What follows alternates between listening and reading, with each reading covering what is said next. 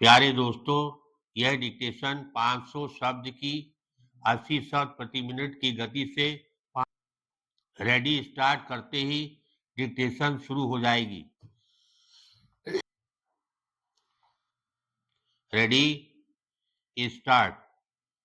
महोदय, एक गणतांत्रिक देश और एक स्वतंत्र व्यक्ति की मर्यादा में प्रतिष्ठित करने में जनसंचार का महत्वपूर्ण सहयोग रहता है और गणतांत्रिक अधिकार संरक्षण में एक जिम्मेवार अभिभावक की तरह काम करता है, बशर्ते इसे सटीक और नियोजित तरीके से प्रयोग किया जाए। इसलिए माध्यमों को निष्पक्ष, निस्वार्थ और जनमुखी होना भी आवश्यक हो जाता है।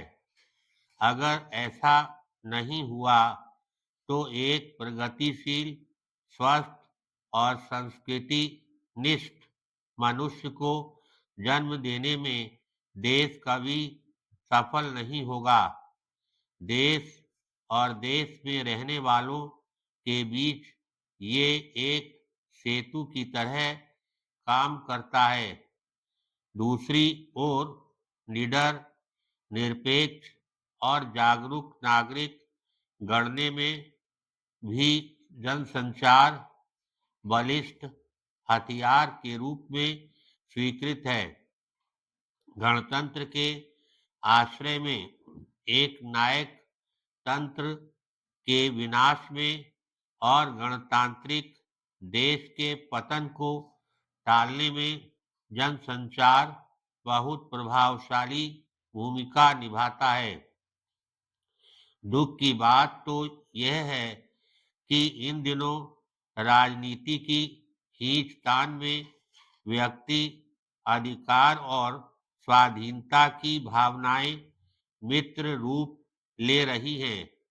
अब खुलकर गणतांत्रिक अधिकार की बात करने का मतलब किसी एक दल या समूह के पक्ष में बात करना जैसा हो गया है, जैसे इस अधिकार रक्षा का दायित्व उसने स्वयं ले लिया हो। और इसका एक ही कारण है, नागरिक अधिकार जिसे हमने संविधान के तहत प्राप्त किया है, उसका लगातार दुरुपयोग होते होते हम गणतंत्र को ही संदेह की दृष्टि से देखने लगे हैं। पर मैं यह भी नहीं कहना चाहूँगा कि देशवासियों की चेतना और मानसिकता में राजनीति अछूती रहे, बल्कि मैं तो कहूँगा कि राजनीतिक शिक्षा के बिना गणतंत्र और स्वाधीनता अचल है। इसके लिए आवश्यक नहीं कि अपनी राजनीतिक भावना लेकर किसी एक दल का सदस्य होना पड़ेगा। यह राजनीतिक शिक्षा स्वयं के लिए, अपने मानसिक विकास के लिए, अतः वह किसी एक दल से प्रतिबद्ध नहीं भी हो सकती है। पैराग्राफ।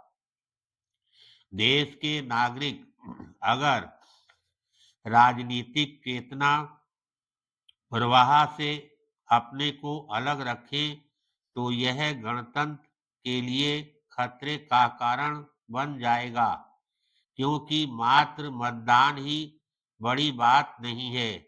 असल बात तो ये है कि मतदान किसके पक्ष में दिया जा रहा है, नहीं दिया जा रहा है, इसका हमें समुचित ज्ञान होना चाहिए, वरना मतदान का उद्देश्य ही अर्थहीन हो जाएगा।